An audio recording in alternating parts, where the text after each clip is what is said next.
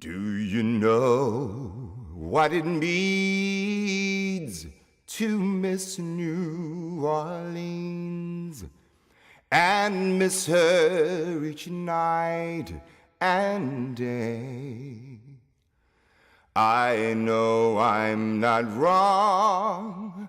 The feeling's getting stronger the longer I stay away.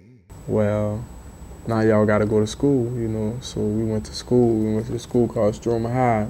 The people was real judgmental to us, you know, skeptical about us. They already had their assessment on who we was and what we was about.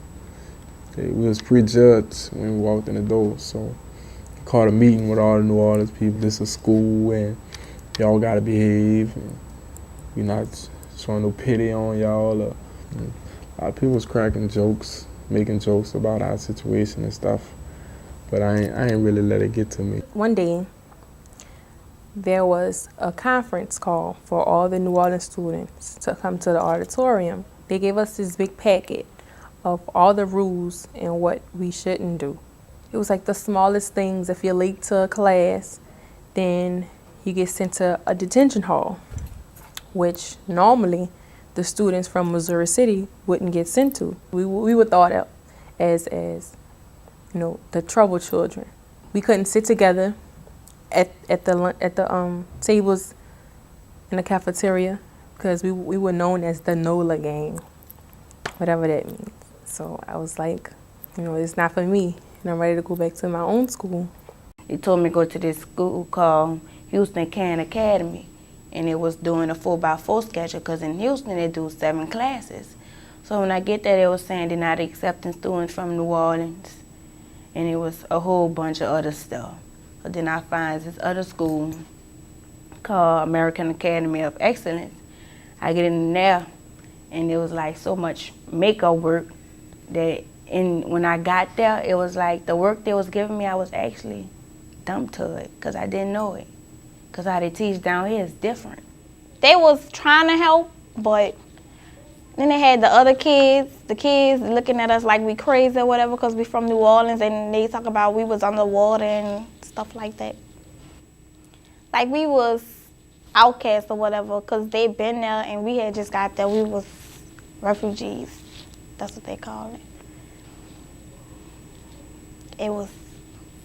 I didn't like it. That's why I wanted to come home. Well, there when me, my cousins, and a few more friends had enrolled up in West Monroe Senior High School. Well, the students, the Caucasian students was calling us niggas, and the teachers was fine. One of the students was there, said, why they don't close the whole city down? I just, instead of telling him something, I just laughed the situation off. They had one fight between an African-American student and a Caucasian student because of the Caucasian student called the African-American student a nigger. Like the school in Houston, Jackie is where I first went to, when we had the altercation with the children from Houston or whatever, wanting to fight the New Orleans children and tell us to go back home and stuff like that because we wasn't wanted down there. The assistant principal said, well, we need to just go home until New Orleans get back ready. They were just failing us left and right. They wasn't prepared to deal with us, you know, so we didn't want to deal with them. Around Christmas time, like right before the winter holiday break, they had a fight between some of the girls from New Orleans and some of the girls from Baton Rouge. We was walking around the hallway, so we seen the principal while we was walking down the hallway. He called me and some other guys in the office and told us he putting us out. He don't want us back in his school because we was on Section 8 before the storm, so we had got a house. They was kind of moving quickly on the Section 8 people, but not the public house, the projects and stuff like that. I went to like a high-performing public school in New Orleans, and they didn't accept us either because they used to only high-performing students. They wasn't ready for these low-performing students who fed up with school. So they was putting a lot of people out and pushing them away from education, No, they wasn't ready. They was used to McMain previous storm. Now it's after the storm. You got people, gold teeth and dreadlocks.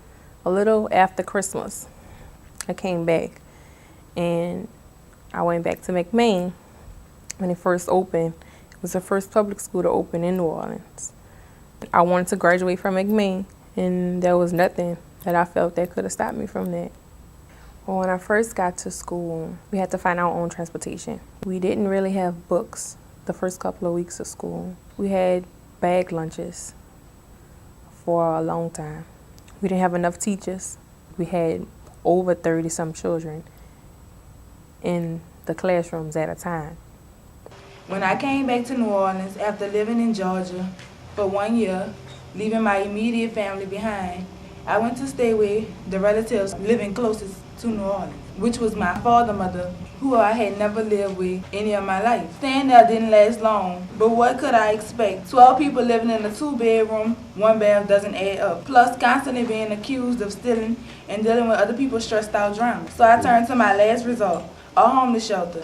I'm worried about will I get raped by one of these homeless men who are sleeping right on the other side of the room. And because these worries are keeping me up all night, will I be rested enough for school tomorrow? Then I came home in December, but I couldn't get in school down here. And my mother's not my guardian, so my mother couldn't get me in school. So I stayed out of school for the school year.